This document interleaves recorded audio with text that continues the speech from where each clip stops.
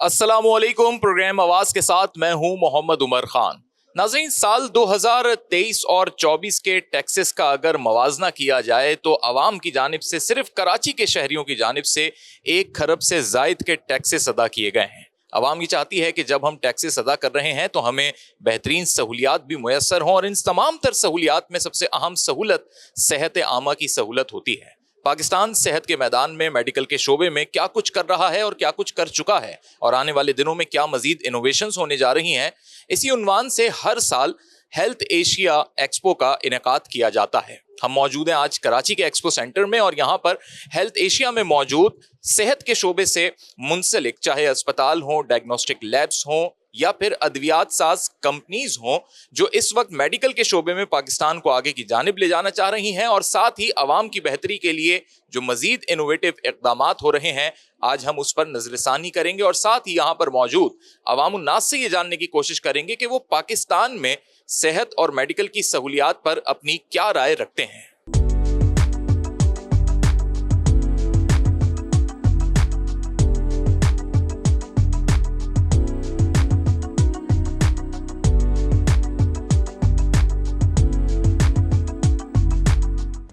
नाजरीन, बच्चों की पैदाइश के वक्त अगर उनकी इंतहा की कमज़ोरी होती है या वो इमेच्योर बेबीज़ होते हैं तो बेबी इंक्यूबेटर में उन्हें रखा जाता है, और ताकि उनकी सेहत जो है वो सलामत रहे और वो सरवाइव कर सकें। अस्सलाम वालेकुम। जी वालेकुम सलाम। बेबी इंक्यूबेटर ही कहते हैं इसे? जी इन्फेंट इंक्यूबेटर प्रीमेच्योर बच्चों के लिए होता है ये। अच्छा। तो ये पाकिस्तान में बन रहा है या ये बाहर से आता है, क्या मामला है? ये पाकिस्तान में इसकी कोई मैन्युफैक्चरिंग नहीं है, ये ज़ाहिर सारे इंपोर्ट होते हैं। ये बेसिकली कोरिया का है, इसमें चाइना के भी आते हैं। तो ये कोरिया बढ़ती जा रही है इसकी डिमांड मुल्क में अस्पतालों में। जी एग्जैक्टली, ये तो हर अस्पताल की नीड है। बेसिकली NICU का आइटम है, जो neonatal intensive care units होते हैं ना, तो ये बेसिकली ये मुझे बता सकते हैं कि हम ये तज्जिया कर सकते हैं कि जी बच्चे ज्यादा इमेच्योर पैदा हो रहे हैं पाकिस्तान में, जब भी इसकी तादाद बढ़ रही है, डिमांड बढ़ रही है? जी बिल्कुल कह सकते हैं, ये भी एक वजह है। और ये है कि ये मतलब जैसे हॉस्पिटल की एक बेसिक नेसेसिटी होती है ना, ये उसमें शुमार होता है उसका। मतलब ये हर हॉस्पिटल की डिमांड है। क्या कीमत होगी इस एक मशीन की? सर ये मोस्ट प्रॉब्ली जाती है तकरीबन 1.2 मिलियन से ऊपर की। अच्छा। जी इसमें चाइना वाले थोड़े कम रेंज के होते हैं, तो इसकी अंदाजा सरवाइव कर जाता है, उसको ऑक्सीजन मिल रही होती है। जी बच्चों को ऑक्सीजन, और वो जो एक माहौल होता है जो माँ के पेट के अंदर बच्चों को मिलता है ना, अगर वो वक्त से पहले बच्चा पैदा हो रहा है, प्रीमेच्योर हो रहा है, तो उसके लिए ये इसको ऐसा माहौल दिया जाता है बच्चों को ताकि उसमें वो सर्वाइव कर सके। पाकिस्तान में कोई ऐसी कंपनी नहीं है जो ये बना रही? सर अभी तक तो नहीं है, लेकिन मेरी नज़र में तो सच कोई भी नहीं है। अस्सलाम वालेकुम। वालेकुम अस्सलाम। क्या नाम है आप? सर उस्मान नाम है मेरा। उस्मान, ये बताएं कि हम ये देखते हैं कि पाकिस्तान में जो सियासतदान हैं, अमीर लोग हैं, अपना इलाज कराने बाहर जाते हैं। 77 साल हो गए, क्या पाकिस्तान में इलाज की ऐसी सहूलत नहीं है कि अशराफिया या सियासतदान जो अमीर कबीर लोग हैं वो यहीं पर कम से कम अपना इलाज करवा लें? भाई मेरा तो नज़रिया ये है कि मेन वजह यही है कि अगर वो अमीर यहाँ अपना इलाज करवाएं तो हमारे खुद गवर्नमेंट हॉस्पिटल जो हैं वो तरक्की करें, यानी कि उसमें तमाम तर सहूलियात खुद ब खुद आ जाएँ। वो यहाँ पे इनको तरजीह देते नहीं है, बाहर चले जाते हैं, तो यहाँ पे वो सर्विस हैं नहीं। तो ये भी तो एक सवाल उठता है। अभी मैंने कुछ लोगों से बात भी की, वो कहते हैं यहाँ तो सर्विसेज के साथ साथ कैपेबिलिटी भी नहीं है, मतलब इतनी कैपेसिटी ही नहीं है कि लोग, हमारे इंजीनियर इस काबिल हों कि यहाँ पर मशीनें बना सकें। ऑलमोस्ट जितनी भी मशीनें देख रहे हैं सब इम्पोर्टेड हैं, बाहर की चीज़ें अस्पतालों में लगी हुई हैं। नहीं, ये तो बहुत गलत बात है, क्योंकि हमारी यूथ में एक तो बहुत जज्बा है और बहुत ही ज़्यादा क्या कहेंगे, वो सारी सहूलियात और वो सारी उनके अंदर कैपेबिलिटी मौजूद है कि वो कर सकते हैं। बस ये कि उनको वो ग्राउंड नहीं मिलता या वो सहूलियात नहीं मिलती कि वो सारी चीज़ें यहाँ पे फराहम कर सके।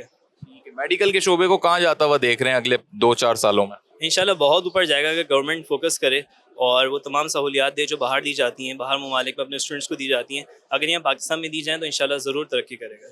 एक बड़ा मसला नाजरीन जो सोसाइटी में बढ़ता जा रहा है, और डायबिटीज़ का वो मसला है, यानी शुगर का, ज़ियाबतीस का।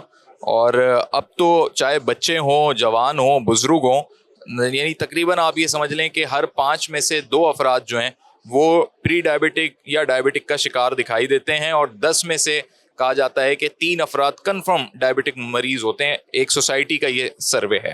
अब सवाल ये पैदा होता है कि लोगों को उसमें अपनी डायबिटीज़ और अपनी शुगर लेवल चेक करने के लिए ग्लूकोमीटर की ज़रूरत पड़ती है, लेकिन अब ये इतनी छोटी सी डिवाइस भी जो है वो भी या तो चाइना या दूसरे मुल्क से ही डेवलप होके आ रही है, और दूसरा बड़ा मसला ये कि यूरिक एसिड भी जो है वो भी एक बड़ा मैटर बनता जा रहा है। तो यहाँ पर कुछ चाइनीज मौजूद हैं, उनसे हम बात करने की कोशिश करेंगे। जी hello, how are you? Fine, fine. So you are representing your company in this expo, and I was watching your devices. Almost these are diagnostic devices like a glucometer, uric acid meter. So all these devices from China developed companies. Yes, we from China. We are manufacturer more than 20 years. So we are professional manufacturer. And you are already providing these devices in our hospital, in Pakistani hospitals and companies. Not yet, but we first time to being to Pakistan for expansion first time. So we looking for power distributor for cooperation. So have you done your analysis? And market analysis is very important before selling any product. There is a demand in Pakistan these kind of devices. Yes, I think more people. The market will be very large. Doctor साहब, आप medical के शोबे से ही वाबस्ता हैं, young doctor हैं, तो मुझे बताएं कि बीइंग अ डॉक्टर आप क्या समझते हैं इस आपके शोबे में जो फर्स्ट वर्ल्ड कंट्रीज हैं, यूरोप है, उसके मुकाबले में पाकिस्तान में तरक्की हो रही है या अभी बहुत हम पीछे हैं? अभी थोड़ा सा पीछे हैं वैसे। अभी ज़रूरत है और तरक्की करने की, और इससे वैसे फ़ायदा होता है जो ऐसी एग्जीबिशंस वगैरह होती है ना। आप बीइंग अ डॉक्टर इससे क्या हासिल कर पाते हैं, क्या नॉलेज आपको मिल पाती है, या सिर्फ ये मालूम पड़ जाता है कि जी कौन कौन सी डिवाइसेस मार्केट में नहीं आएंगी? डिवाइसेस भी पड़ जाता है और उनके यूजेस भी हमें पता लगते हैं इससे, और ये भी है कि क्या इनोवेशन वगैरह हो रही है दूसरे कंट्रीज़ में। पाकिस्तान में जो डॉक्टर तैयार हो रहे हैं, मुख्तलिफ मेडिकल यूनिवर्सिटीज़ डॉक्टर्स तैयार कर रही हैं, आप भी कहीं से पढ़ चुके होंगे या पढ़ रहे होंगे, तो दोनों सूरतों में क्या जदीद टेक्नोलॉजी पे तैयार हो रहे हैं हमारे डॉक्टर्स, या वो पुराने निसाब के मुताबिक ही तैयार हो रहे हैं? डिफरेंट कॉलेजेस ट्राई कर रहे हैं कि जदीद पे हों, लेकिन कहीं कहीं पे पुराने भी हैं अभी। नाज़रीन, कोविड के दौरान हमने ये देखा कि लोगों को वेंटिलेटर की बेइंतहा ज़रूरत पड़ी, और उसी वक्त हमें ये मालूम हुआ कि पाकिस्तान में वेंटिलेटर बनते ही नहीं थे। लेकिन उसके बाद ministry of science and technology की जानिब से अर्ज किया गया और बहुत सारी कंपनीज़ ने यहाँ पर प्रैक्टिकल्स भी किए। अब पाकिस्तान में भी वेंटिलेटर बनना शुरू हो गए हैं। एक ऐसी पाकिस्तानी कंपनी है जो वेंटिलेटर बनाती है, उनके रिप्रेजेंटेटिव से बात करते हैं। अस्सलाम वालेकुम। वालेकुम सलाम। क्या नाम है आपका? ईमान शाह। ईमान, ये बताएं कि कब से पाकिस्तान में वेंटिलेटर बनना शुरू हुए हैं? और से 2020 से जो है वो वेंटिलेटर्स मैन्युफैक्चरिंग स्टार्ट किया है। यहाँ पे मैन्युफैक्चरिंग हो रही है वेंटिलेटर्स की। तकरीबन ये अस्पतालों में एक्सेप्टेबल हैं, क्योंकि हमारी एक माइंडसेट बन गया हॉस्पिटल्स का कि जी हम बाहर की प्रोडक्ट ही जो है ना वो सेलेक्ट करें, यहाँ की प्रोडक्ट पे एतमाद नहीं होता। जी जी, हॉस्पिटल्स में एक्सेप्टेबल हैं, ऐसे डिज़ाइन किए गए हैं कि मतलब बाहर की प्रोडक्ट्स की तरह ही हैं। ये दिखा सकती हैं, थोड़ा सा डेमो बता सकती हैं किस किस्म का वेंटिलेटर है? ये हमारे पास ICU वेंटिलेटर है जो कि ऑलसेंस की खुद की मैन्युफैक्चरिंग है। और यहाँ पे हमारे जैसे जितने जो नॉर्मल वेंटिलेटर्स इंटरनेशनली जो कंपनीज़ के होते हैं उनमें जितने मोड्स होते हैं, जिस तरीके से असिस्ट कर रहे होते हैं वो पेशेंट को, सारे मोड्स अवेलेबल हैं। इन्वेजिव भी हैं, नॉन इन्वेजिव भी हैं। हमारा की फीचर ये है कि ये बाईपैप और CPAP की दो अलग अलग डिवाइसेस होती है, बट हमने ये भी इंक्लूड करा है। ये हमारा की फीचर है। हम जो है ये मोड सेलेक्ट करते हैं, पैरामीटर्स पेशेंट की नीड्स के मुताबिक जो है वो सिलेक्ट करके, जो ये मेन स्क्रीन होती है यहाँ पे हमारे पास सारे पैरामीटर्स आ रहे होते हैं कि रेस्पिरेटरी रेट क्या है, हमारे पास FiO2 क्या है, एक्सपायरेटरी इंस्पायरेटरी रेशियो क्या है।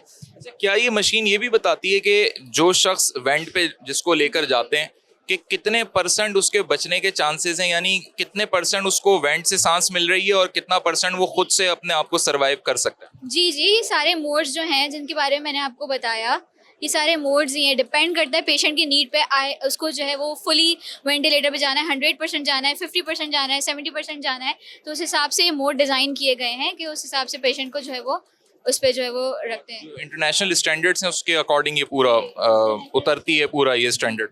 जी, इंटरनेशनल स्टैंडर्ड्स के अकॉर्डिंग ही है ये। और इसके अलावा भी मैं देख रहा हूँ कि बहुत सारी मशीनें हैं, तो क्या ये भी मेड इन पाकिस्तान है? जी, ये भी मेड इन पाकिस्तान है। इंफ्यूजन पंप है जो कि हम जो डोज मेडिकेशंस या डोजेज प्रोवाइड करने के लिए पेशेंट को प्रिसीजन के मुताबिक, डॉक्टर के प्रिस्क्रिप्शन के मुताबिक जो है देते हैं। ये इन्फ्यूजन पंप्स हैं। पेशेंट्स के लिए ये एक बड़ी हेल्पफुल चीज़ है। और सबसे इम्पॉर्टेंट फैक्टर ये नाजरीन के अगर पाकिस्तान में इस किस्म की डेवलपमेंट्स होंगी तो रोज़गार भी बढ़ेगा। वो लोग जो कि मेडिकल के शोबे से वाबस्ता हैं, स्पेशली बायोमेडिकल इंजीनियर्स, जिनका काम ही इस किस्म की मशीनें बनाना होता है, जो मेडिकल इक्विपमेंट्स होते हैं, तो उनके लिए भी नई अपॉर्चुनिटीज खुलेंगी। मजीद भी यहाँ पर हम लोगों से बात करेंगे और मेडिकल के शोबे में पाकिस्तान को लोग कहाँ जाता हुआ देख रहे हैं, इस पर भी मैं सवाल करूंगा। हाजिर होते हैं एक ब्रेक के बाद।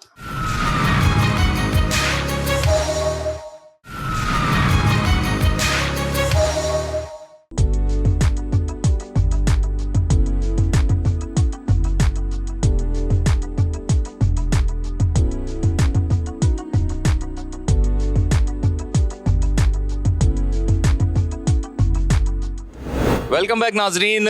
इस वक्त हम मौजूद हैं कराची में एक्सपो सेंटर में और हेल्थ एशिया के नाम से जो इस वक्त नुमाइश जारी है, उसमें पाकिस्तान हेल्थ के शोबे में क्या कुछ तरक्की कर रहा है, साथ ही जो चीज़ें इंपोर्ट हम कर रहे हैं। लेकिन एक बड़ा ऑब्जर्वेशन ये है कि चीज़ें जो है वो कॉम्पैक्ट होती जा रही हैं। पहले आज से 20-25 साल, 30-40 साल पहले मशीनें बहुत बड़ी बड़ी होती थी, तकरीबन उनके लिए इंफ्रास्ट्रक्चर भी वैसे ही चाहिए होता था। लेकिन इस वक्त मैं आपको एक ऐसी मशीन दिखाऊंगा जो है तो एक्सरे मशीन और बहुत ही छोटी सी दिखाई दे रही है। तो इनके रिप्रेजेंटेटिव से पहले बात करते हैं। अस्सलाम वालेकुम। अस्सलाम वालेकुम। क्या नाम है आपका? हसनैन नाम है मेरा। ये बताएं कि चीज़ें छोटी होती जा रही हैं, मोबाइल भी, फ़ोन से मोबाइल में आए, मोबाइल से और टच में आ गए हम, तो अभी ये इक्विपमेंट्स भी जो है कॉम्पैक्ट हो रहे हैं। देखें, जैसे जैसे टेक्नोलॉजी तरक्की करती जा रही है, अभी फ्यूचर जो है वो नैनोटेक का है। ठीक है, जैसे जैसे कॉम्पैक्ट होती जा रही है, एडवांस होती जा रही हैं, चीज़ें छोटी होती जा रही हैं। अब जैसे हमने अपनी दोनों एक्सरेज यहाँ पर डिस्प्ले की हुई है। अगर आप देखें तो आपके पास एक स्टैटिक एक्सरे मशीन है जिसका साइज़ बिल्कुल आपके सामने। चाहूँगा नाजरीन को हम क्लोजली भी दिखा सकें कि ये है static machine. Static X ray machine है जो कि 20 किलोवाट से लेकर 80 किलोवाट, मैंने 1000 mA तक ये सपोर्ट कर सकती हैं। डिफरेंट वेरिएंट्स होते हैं। अब इसी तरह आपके सामने एक कॉम्पैक्ट वर्जन है जिसे हम पोर्टेबल एक्सरे भी कहते हैं। ये पूरा इक्विपमेंट समट के इस साइज़ में आ गया है। ठीक है, अब ये आपका एक्सरे यूनिट है और कन्वेंशनली ये एक माइंडसेट हुआ करता था कि चेस्ट एक्सरे 30 किलोवाट से कम की मशीन में नहीं हो सकता। But this machine is only 450 watt, not even a complete kilowatt. But name the body part and we'll perform the X ray for you. किसी भी बॉडी पार्ट का एक्सरे कर देगी? बिल्कुल कर सकते हैं। ये बेसिकली इसका पर्पस जो है वो फॉर एग्जांपल आप कहते हैं फर्स्ट एड में, स्पोर्ट्स मेडिसिन में, रिमोट एरियाज़ में इस वक्त पाकिस्तान के अंदर सबसे ज़्यादा जो यूज़ हो रही है पोर्टेबल एक्सरे मशीन्स, वो हो रही हैं टीबी स्क्रीनिंग में। नाजरीन, मेडिकल के शोबे में जो सबसे अहम किरदार इस वक्त मुल्क भर में देखा जा रहा है वो वेलफेयर सोसाइटीज़ का देखा जा रहा है, जिसमें जेडीसी सफ़े अव्वल में शामिल है। और जब भी जेडीसी का जिक्र आता है तो फ़ख्र पाकिस्तान कराची का ये फर्जन ज़फ़र अब्बास कोई भी फरामोश नहीं कर सकता। हमारे साथ मौजूद है। अस्सलाम वालेकुम, कैसे हैं ज़फ़र भाई? आप खैरियत से हैं? खैरियत। अल्हम्दुलिल्लाह, बड़ा काम है ज़फ़र भाई आपका और माशाल्लाह तमाम इक्विपमेंट्स हम यहाँ पर देख रहे हैं। लेकिन आपने जो डायलिसिस सेंटर्स बनाए और मज़ीद जो इक़दामात हो रहे हैं, उससे गरीबों को एक बड़ी फैसिलिटी मिली। क्या समझते हैं आप, बीइंग अ सोशल एक्टिविस्ट या एनालिस्ट भी, कि पाकिस्तान मजीद खुद भी इसमें खुद कफील हो सकेगा, हम अपनी चीज़ें भी बना सकेंगे ताकि मजीद वेलफेयर के काम में आसानी हो? देखिए, हम तो दुआ ये कर रहे हैं कि इक़्तिसादी हालात बेहतर हों, एक आम आदमी जो है वो अपना गुजर बसर अच्छे तरीके से कर सके, अपना इलाज खुद करा सके। हमारी ख्वाहिश है पाकिस्तान में हर चीज़ बननी चाहिए, खुद बनाएं, डॉलर आए बाहर से, भाई लोग हमसे ख़रीदें। और हमने जो फ्री लैब का कॉन्सेप्ट है उसको पूरे पाकिस्तान में लेके जा रहे हैं। अभी हम कैंसर का अस्पताल बना रहे हैं, तो हम यहाँ वही देखने आए हैं कि कैंसर से रिलेटेड कौन कौन सी मशीनें हैं यहाँ पर, कौन कौन सी कंपनीज़ हैं, क्या है डिस्काउंट है, कौन कौन सी फैसिलिटीज़ मिल सकती हैं। अभी हमने यहाँ मेमोग्राफी की मशीन देखी है, पेट सिटी स्कैन की हमारी बात चल रही है यहाँ पे। फ्यूजी वाले मौजूद हैं यहाँ पर, इनसे हमारी वैसे भी मीटिंग चल रही है कैंसर से रिलेटेड मशीनों के हवाले से। तो तमाम बहुत बड़ी बड़ी कंपनीज़ हैं मौजूद हैं और तमाम ही इक्विपमेंट मौजूद हैं, चाहे बच्चों से रिलेटेड हों, चाहे बड़ों से रिलेटेड हों, चाहे किसी भी डिजीज़ के हवाले से हो। तो देख रहे हैं, अच्छा है, समझ रहे हैं, चीज़ें समझ रहे हैं ताकि ज़्यादा से ज़्यादा सीख सकें। ज़फ़र भाई, ये थोड़ा सा डेटा शेयर कर सकते हैं पब्लिक के लिए कि क्या ये अमराज पाकिस्तान में बढ़ते जा रहे हैं, चाहे कैंसर हो, टीबी हो, और भी मुख्तलिफ अमराज होंगे, फिर आप भी वेलफेयर उसी पॉइंट से प्रायोरिटी बेसिस करते होंगे, जैसे डायलिसिस बढ़ता जा रहा है मुल्क भर में?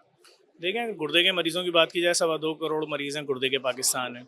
एक डायलिसिस अगर अच्छी जगह से आप करवाते हैं तो महीने का तकरीबन 2.5-3 लाख रुपए आपको चाहिए, साल का 35 लाख रुपए। और अगर कैंसर की बात करें, सिर्फ ख़वातीन की बात करें, तो हर 3 औरत में से 1 औरत ब्रेस्ट कैंसर की मरीज़ है। अगर हम सरकारी अस्पतालों में जाएँ तो अच्छी फैमिलीज़ को टाइम नहीं मिल रहा, तो बेचारी गरीब जो किसी गाँव से आई है, किसी शहर से आई है, वो तो बेचारी कैंसर में मर जाती है, कोई उसका पुरसाने हाल नहीं है। तो इन्हीं सब शोबों के ऊपर काम करें, तभी अब हम कैंसर की फील्ड में उतरे हैं और हम फ्री कैंसर हॉस्पिटल का concept Shamim Shekhani cancer free अस्पताल के नाम से लेकर आ रहे हैं। हमारी अमेरिका में मीटिंग्स हुई हैं प्रोटोन थेरेपी के हवाले से, तकरीबन 12 अरब रुपये मालियत की मशीन है, पाकिस्तान में नहीं है किसी के पास भी, वो भी ला रहे हैं। वो भी फ्री पूरा सिस्टम होगा, पेट सिटी स्कैन, मेमोग्राफी सब फ्री में होगा।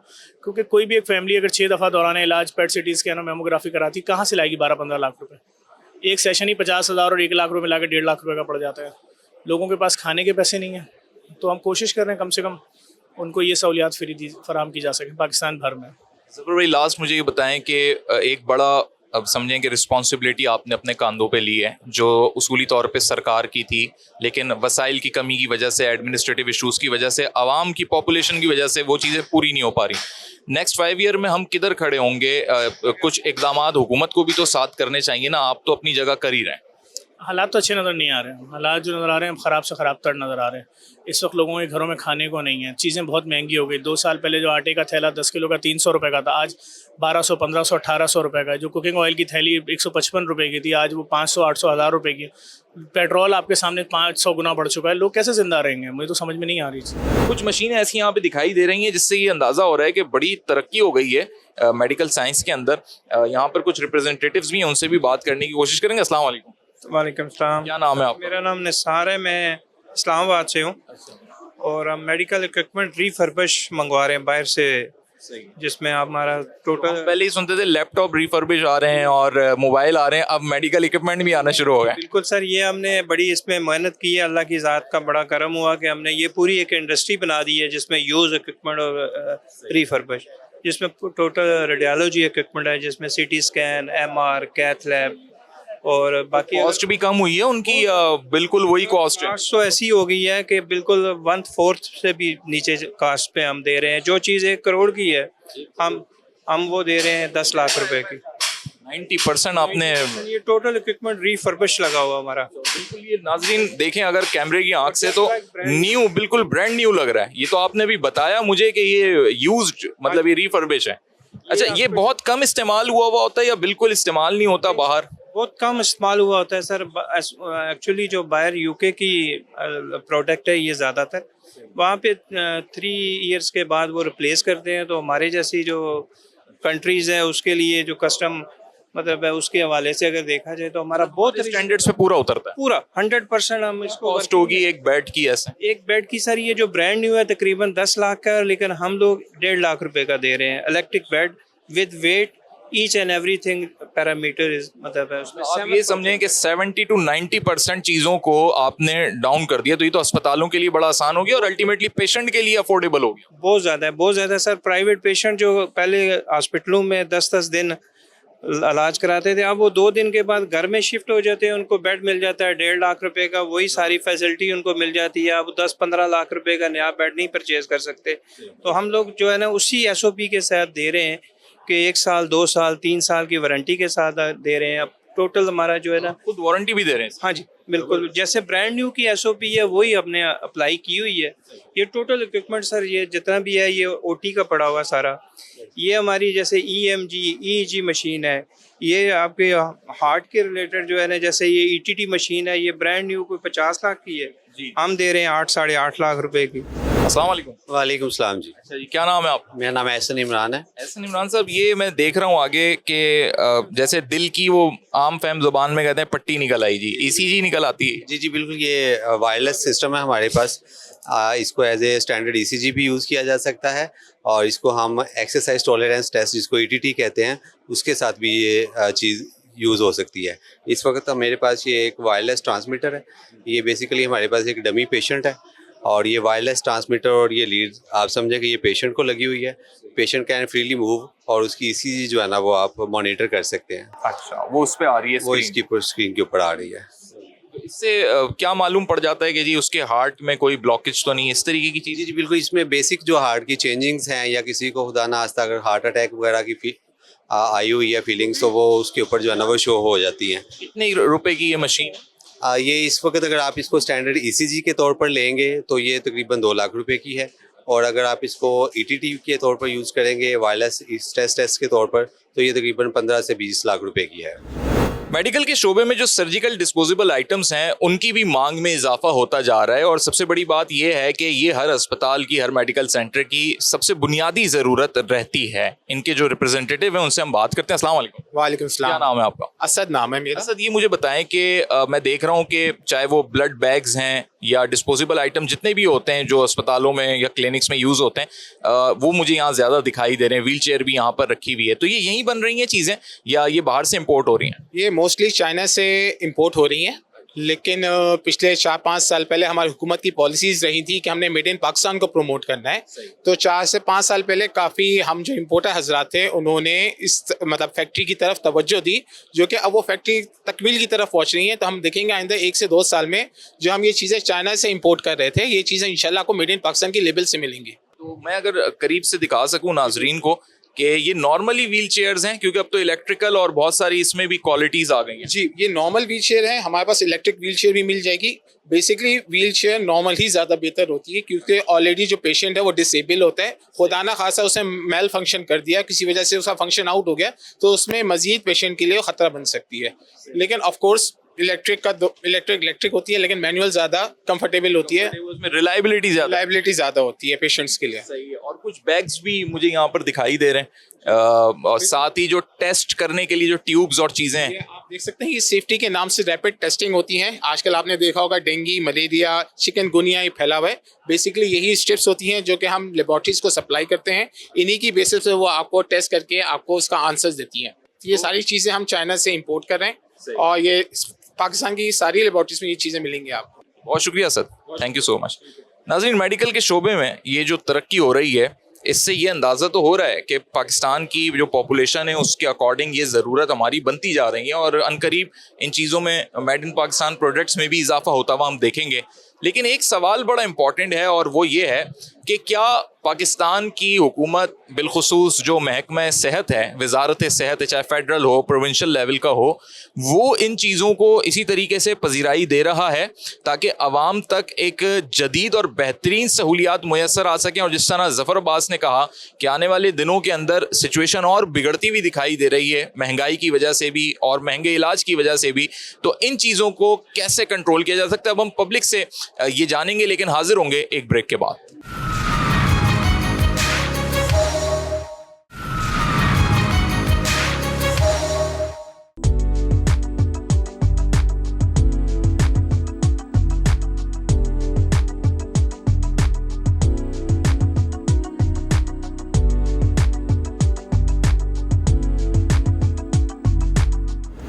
डॉक्टर हैं आप? जी जी, डेंटिस्ट। ये बताएं कि डेंटल इंडस्ट्री के अंदर अब ये चीज़ बढ़ती जा रही है, लोगों के अमराज भी बढ़ते जा रहे हैं, ओरल कैंसर भी बढ़ता जा रहा है, तो पाकिस्तान जो इसके इक्विपमेंट्स बनाने के हवाले से है वो अपनी इस्तेदाद भी बढ़ा रहा है या चीज़ें हमारे पास वही पुरानी हैं और मर्ज बढ़ता जा रहा है? आई गेस अवेयरनेस थोड़ी कम है इस बारे में। लाइक लोग बहुत बिटल नट और ये सब, मतलब काफ़ी ज़्यादा अवेयरनेस कम हो गई है। जो अनएजुकेटेड सोसाइटी है, थोड़ा मुझे लगता है वहाँ पे अवेयरनेस थोड़ी ज़्यादा होनी चाहिए। उसके अलावा इक्विपमेंट्स की जहाँ तक बात है तो आई गेस थोड़ी बहुत होनी चाहिए अभी और ज़्यादा ना, लाइक थोड़ी। लोग जब डॉक्टर बनते हैं तो जो भी आपका मेडिकल इंस्टीट्यूट होता है वो आपको जदीद मशीनों पे ही चीज़ें सिखाता है या जब आप फील्ड में आते हैं तो फ़र्क महसूस होता है आपको? थोड़ा सा है गेस। अभी आपको शायद आप पता हो कि एडवांस डेंटल केयर सेंटर जो हैदराबाद में है वहाँ पे थोड़ी है एडवांस टेक्नोलॉजी। बाकी जो वैसे लम्स वगैरह है वहाँ पे मुझे लगता है थोड़ा और एडवांसमेंट की नीड है। बाकी लोग भी, आप सब भी डॉक्टर? जी जी, हम लोग डेंटिस्ट हैं साहब। मुझे बताएं कि लोग गुटखा, चालिया, पान, इसमें भी बड़ा जो है ना लोगों का ज़ौक बढ़ गया है, तो ये दांतों के लिए तो ख़राब है ही, लेकिन एक कैंसर का भी सबब बनता है। इसके लिए क्या किया जा सकता है सोसाइटी में? हमें अवेयरनेस प्रोग्राम्स करने चाहिए, क्योंकि हमारी पाकिस्तान की जो मेजॉरिटी है वो पॉवर्टी के है और मतलब लोअर क्लासेस जो हैं हमारी ज़्यादा हैं, तो उन लोगों को एजुकेशनल अवेयरनेसेस नहीं है। तो उसके लिए कैंपेन्स होनी चाहिए हमारे कंट्री में, ताकि लोगों को एजुकेट किया जा सके कि जो ये चीज़ है उनकी सेहत के लिए बहुत ज़्यादा ख़तरनाक है, ताकि उनको जब पता होगा तो शायद वो उस चीज़ से एहतियात करेंगे। जब पता नहीं होता, अवेयरनेस नहीं होती, तो उस वजह से उस चीज़ का जो है वो ज़्यादती से इस्तेमाल होता है, जो कि कैंसर और फिर दीगर जो है तकलीफ़ों की तरफ और बीमारियों की तरफ ज़्यादा लोग चले जाते हैं। वेप जो है वो बहुत बढ़ गया, एक मशीन आ गई जी धुआं निकालने के लिए, और वो लोग स्मोकिंग समझ रहे हैं कि हम तंबाकू से बच गए हैं उससे, लेकिन लोग ये कह रहे हैं इससे और ज्यादा खतरात हैं, तो मुंह के लिए भी वो गलत है। उसमें निकोटीन होता है जो कि एक कैंसरस मॉलिक्यूल है। बाकी ये कि फ्लेवरिंग की वजह से लोगों को लगता है कि मतलब, और इसमें टोबैको नहीं होता तो लोगों को लगता है कि ये मतलब सेहत के लिए फिर भी सही है, लेकिन निकोटीन जो होता है वो उतनी ही क्वांटिटी में होता है और उतना ही खतरनाक है सिगरेट की तरह। ये मुझे बताएं कि एक बंदा डॉक्टरी करता है, एमबीबीएस करता है, एक इंसान डेंटिस्ट बनता है, तो सोसाइटी डेंटिस्ट को उस नज़र से ही देखती है जो एक एमबीबीएस डॉक्टर को देखती है, या ये आपको फीलिंग आती है कि यार हमें तो डॉक्टर ही नहीं समझा जा रहा? वैसे है पाकिस्तान में बहुत जगह लोग जो हैं वो BDS ग्रेजुएट्स को डॉक्टर की नज़र से नहीं देखते, वो बोलते हैं आप डॉक्टर नहीं हैं, आप डेंटिस्ट हैं। स्पेशली लाइक MBBS वाले खुद BDS वालों को बोलते हैं कि they are not doctors, you guys are dentist. तो ये है थोड़ा हमारे माशरे में, वो बोलते हैं कि बस दांतों का है, दूसरी बॉडी के बारे में नहीं पढ़ते, तो डॉक्टर किस चीज़ के हैं। इससे पूरी हेल्थ एशिया के अंदर जो ये हम रौनक देख रहे हैं, उसके पीछे जो लोग कार फरमा हैं उनमें एक बड़ा अहम नाम जनाब फरहान अनीस साहब का, जो कि चीफ एग्जीक्यूटिव हैं, और हर साल ये बड़ी खूबसूरत नुमाइश होती है। अस्सलाम वालेकुम, हाउ आर यू फरहान साहब? I am fine, thank you. माशाल्लाह, आप तो खुद डॉक्टर लग रहे हैं। नहीं मैं लग रहा हूँ लेकिन I am not a doctor. आपने कितने मेडिकल इंडस्ट्री से जुड़े हुए लोग, डॉक्टर, मेडिकल स्टाफ, मेरे ख्याल से कोई शोबा नहीं यहाँ पे छोड़ा होगा जो आपने अंडर वन रूफ जो है, और दुनिया को दिखा रहे हैं आप माशाल्लाह से। पाकिस्तान के एक पॉजिटिव इमेज भी है ये। कितना मुश्किल होता है इन चीज़ों को मैनेज करना, ऑर्गेनाइज करना, पूरे साल की मेहनत होती होगी। बिल्कुल ऐसे ही है, लोग मुझसे यहाँ तक पूछते हैं कि जी 3 दिन तो एग्जीबिशन करते हैं, बाकी साल क्या करते हैं? तो बाकी साल इसकी तैयारी के अंदर लग जाते हैं। इवन हम अगले दिन से अगले साल की तैयारी पे शुरू हो जाते हैं। तो उसमें डेफिनेटली आपने जैसे कहा कि it takes a lot of effort. तो पाकिस्तान जैसे एनवायरनमेंट में बहुत चैलेंजेस होते हैं, लेकिन we have to overcome that. हम इस चीज़ पे यकीन रखते हैं कि पाकिस्तान में बहुत पोटेंशियल है। अगर मैं सिर्फ बिजनेस की बात करूं कि इस एग्जीबिशन से जो आपस में इन कंपनीज का बिजनेस डेवलप होता होगा, एक अंदाजन कम से कम भी क्या तखमीना होगा, क्या वो रेशो होगा, या क्या आप एक डिजिट बताएंगे कि कितने मिलियन बिलियंस बन जाते हैं? सर कोई फिगर कोट करना वुड नॉट बी अप्रोप्रिएट, लेकिन it definitely goes into millions of dollars. और इसके अंदर जैसे बाहर से भी कंपनीज हैं, यहाँ पे हंगरी का पूरा पवेलियन है, चाइना, टर्की, सऊदिया, फॉरेन स्पीकर्स भी यहाँ पे आए हुए हैं। तो ये ऐसे ही तो नहीं आते हैं, दे डू देयर रिसर्च, और उसके बाद उनको नज़र आता है कि जी there is a lot of potential. मैं बाहर जब लोगों से जा करके बताता हूँ कि जी ये पाकिस्तान से मैं आया हूँ और इतनी आबादी है वहाँ पे, तो this is the only selling point कि जी इतनी बड़ी आबादी को केटर करना, और हमारा अनफॉर्चुनेटली हेल्थ केयर सिस्टम उतना डेवलप नहीं है। तो जो चीज़ डेवलप नहीं है इसका मतलब उसमें पोटेंशियल और ज़्यादा है।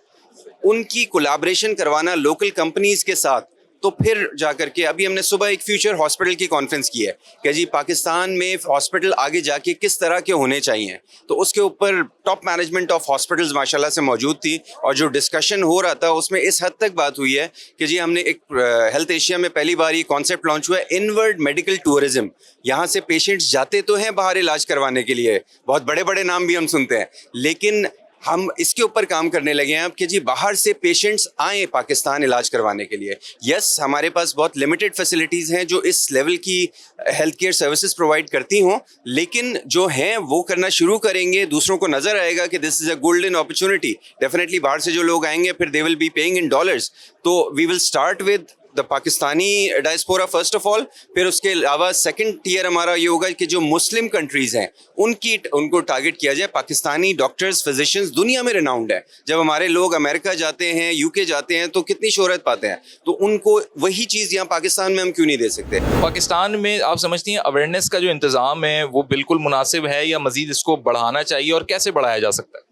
देखिए, अवेयरनेस की तो बहुत सख्त ज़रूरत है। आपको खुद पता है कि SDGs में जो थर्ड SDGs है हमारा, गुड हेल्थ एंड वेलबींग, उसमें यही है कि मोर्टेलिटी रेट, और प्रेग्नेंट फीमेल्स में भी अगर आप देखें तो हमारे कितना रेट बढ़ता जा रहा है मोर्टेलिटी का।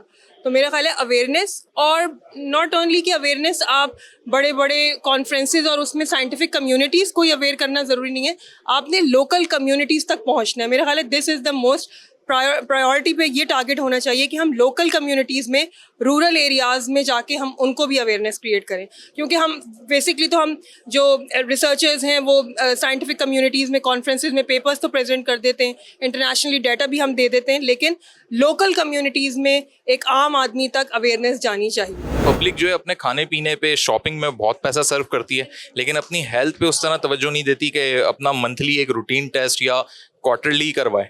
तो ऐसा है या नहीं है? मोस्टली ज़्यादातर लोग जो खाने के शौकीन होते हैं वो उनका ध्यान उस तरफ होता है, जो अपने आप को मेंटेन रखना चाहते हैं वो दोनों चीज़ें मेंटेन करके चलते हैं। आजकल ज़्यादातर टेस्ट कौन से ऐसे इंपॉर्टेंट हैं जो हर खास आम छोटे बड़े सबके लिए होते हैं? कुछ आप गिनवा सकते हैं? रूटीन टेस्ट है, CBC है, रूटीन टेस्ट होता है, LFT होता है, ये सारे तो रूटीन टेस्ट हैं, सभी करवाते हैं। मल्टीविटामिन हो गया, विटामिन D3 हो गया, हार्मोन्स के हो गए, ये सारे टेस्ट नॉर्मल हैं, सब करवाते हैं ज़्यादातर। शुगर का कैसे पता लगेगा लोगों को?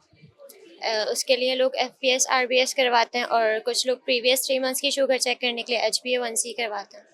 पूरे 3 महीने का रिकॉर्ड है? प्रीवियस 3 मंथ्स का रिकॉर्ड है। अस्सलाम वालेकुम। वालेकुम अस्सलाम। ये मुझे बताएं कि लोग अपनी हेल्थ पे तवज्जो नहीं देते, शॉपिंगों में हज़ारों लाखों रुपए उड़ा देते हैं, लेकिन ना अपने दांतों पे तवज्जो देते हैं, ना अपने दीगर अमराज को जानना चाहते हैं। उल्टा ये एक साइंस या एक फोबिया बना हुआ है लोगों के जहन में कि जी पता लग जाएगा तो वो शायद वो मर्ज हमें हो जाएगा, तो वो कहते हैं पता ही ना लगने दो। ऐसा है? प्रायोरिटीज चेंज हो गई हैं, ऐसा है, होता है, ऐसा जनरली होता है। किस तरीके से लोगों को कन्विंस कर सकते हैं? बीइंग अ डॉक्टर आप कैसे कन्विंस करेंगे? डॉक्टर, मुझे लगता है कि हमें अवेयरनेस प्रोग्राम ज़्यादा करवाने चाहिए। अवेयरनेस प्रोग्राम्स वो वाले जिसमें बहुत इजीली लोगों के लिए एक्सेसिबिलिटी हो, वहाँ पे जाने की, वहाँ पे इंफॉर्मेशन गेन करने की। मेरे ख्याल से तो इसी चीज़ों की वजह से जो है वो आप थोड़ा सा और जो है बेहतर जगहों पे अपनी प्रायोरिटीज़ को चेंज कर सकते हैं और वहाँ पे फिर आप अपना फोकस जो है वो कर सकते हैं। अब उसके लिए अब नॉर्मल पब्लिक को या गवर्नमेंट्स को या जो इन चीज़ों में, जो इन सेक्टर्स में हैं, उन लोगों को थोड़ी मेहनत करनी होगी कि वो इस तरह के प्रोग्राम्स और करें। ये लोग अपनी सेहत पे तवज्जो नहीं देते, शॉपिंगों में हज़ारों लाखों रुपए उड़ाते हैं, खाने पीने में, होटलिंग में पैसे उड़ाते हैं, लेकिन अपना रूटीन चेकअप नहीं कराते, डायग्नोस्टिक लैब्स में जाके अपने मुआयने नहीं करवाते। क्या वजह है इसके पीछे? इसके पीछे आई थिंक अवेयरनेस सबसे ज़्यादा इम्पॉर्टेंट है कि हमारी जो आवाम है उसको अवेयरनेस ज़्यादा नहीं है। सो आई थिंक जो ये हेल्थ इश्यू हो रहा है ये अवेयरनेस फैलाने के लिए है कि हमारे पाकिस्तान में जो हेल्थ से रिलेटेड चीज़ें, आपको मेडिकल चेकअप्स कराने हैं, रेडियोलॉजिस्ट के पास जाना है, ये सारे चेकअप्स कराने हैं। सो ये अवेयरनेस जब तक नहीं आएगी तो आई थिंक तब तक लोगों को इतना ध्यान इस तरफ नहीं आएगा, शॉपिंग की तरफ ही ज़्यादा ध्यान रहेगा। पाकिस्तान शोबे सेहत के अंदर तरक्की की मनाजिल तय कर रहा है और इसमें मेड इन पाकिस्तान प्रोडक्ट के साथ साथ जो नित नई टेक्नोलॉजीज हैं उसको भी मुतारिफ करवाया जा रहा है। लेकिन सेहत आमा के मसाइल के खात्मे के लिए हुकूमती सतह पर मजीद इक़दामात की ज़रूरत है और अवामुन्नास में आगाही के लिए मुख्तलिफ इदारों की जानिब से अवेयरनेस कैंपेन्स की भी ज़रूरत है ताकि लोग खुद भी अपनी सेहत को तवज्जो दे सकें। इस प्रोग्राम के हवाले से आप अपनी क्या राय रखते हैं? हमें यूट्यूब पर, फेसबुक और एक्स पर फॉलो करके, सब्सक्राइब करके अपनी राय से आगाह कर सकते हैं। नेक्स्ट प्रोग्राम तक मोहम्मद उमर खान को दीजिए इजाज़त। अल्लाह हाफ़िज़।